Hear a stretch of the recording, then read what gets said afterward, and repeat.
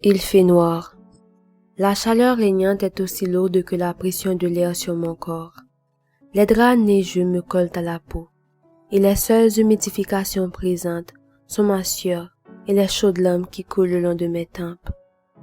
Le silence est pesant, et les uniques perturbateurs de celui-ci sont mes gémissements.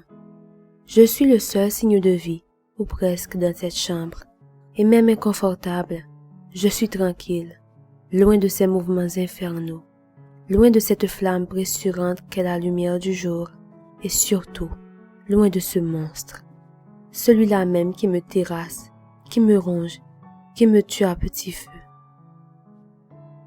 Je ferme les yeux, je réfléchis à ce qui aurait été ma vie, si je n'avais pas fugué, si je ne m'étais pas mariée à 18 ans avec le bad boy du lycée, si je n'avais pas décidé de vendre mon corps pour survivre quand celui-ci m'a quitté pour une fille de riche, si je n'avais pas abandonné mon enfant quand je suis tombée enceinte, si je ne m'étais pas mariée une seconde fois à 20 ans pour me faire battre et torturer par un alcoolique, si je n'étais pas devenue moi-même alcoolique et dépendante de stupéfiants.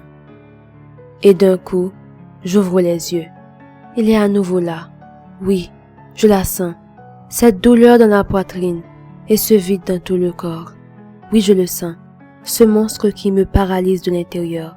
Ce monstre qui m'enlève toute vie et toute joie pour y installer du désespoir, du regret. Et comme si sa présence ne suffisait pas, de violents coups sur la porte déjà assez nourricière pour l'intermite viennent interrompre mon isolement pour me rappeler que j'ai des clients qui me demandent. Mais tout ce que je veux, c'est en finir avec cette bête qui avale presque mon âme. Avec un effort surhumain, je parvins à me lever du lit qui produisit un grincement d'accablement pour me placer face au miroir. J'allume la lumière. La pâleur de ma peau n'avait d'égal que la maigreur de ce corps qui autrefois attisait l'intérêt des plus grandes agences. Le ternissement de la rousseur dorée et des boucles de cette chevelure qui jadis faisait croire à l'une des meilleures perruques du monde. Le gercement de ses lèvres pulpeuses qui avant étaient comparables à de l'injection d'acide hyaluronique. J'avais tout, la beauté, une grande famille, l'amour de celle-ci, et j'ai tout perdu à cause de ma stupidité et de mon arrogance. Et j'ai attiré cette bête en moi qui se nourrit de moi et qui me détruit de jour en jour.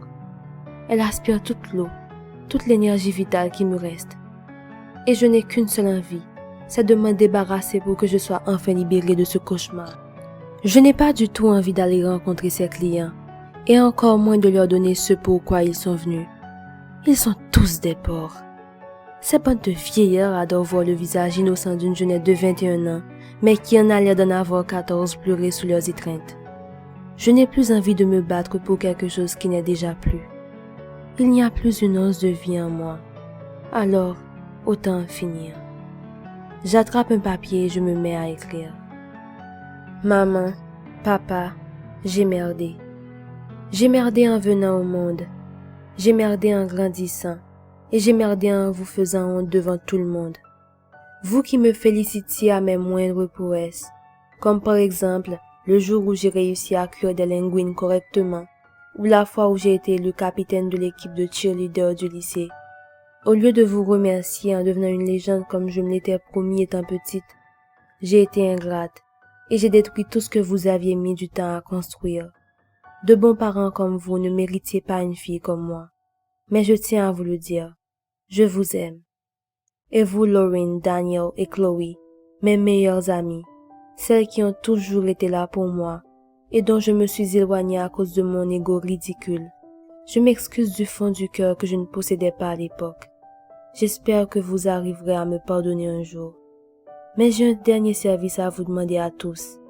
Si en grandissant mon fils cherche à savoir qui est sa mère et parvient jusqu'à vous, dites-lui que je suis morte dans un accident de voiture et que je l'aime énormément, même si je n'ai pas eu la chance de le connaître.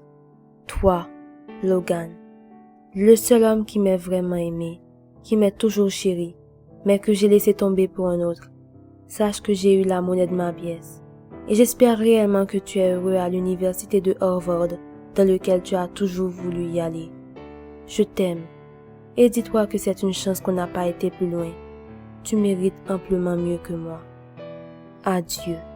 Puis, je m'approche près de la fenêtre délabrée. Je suis à environ 50 mètres du sol.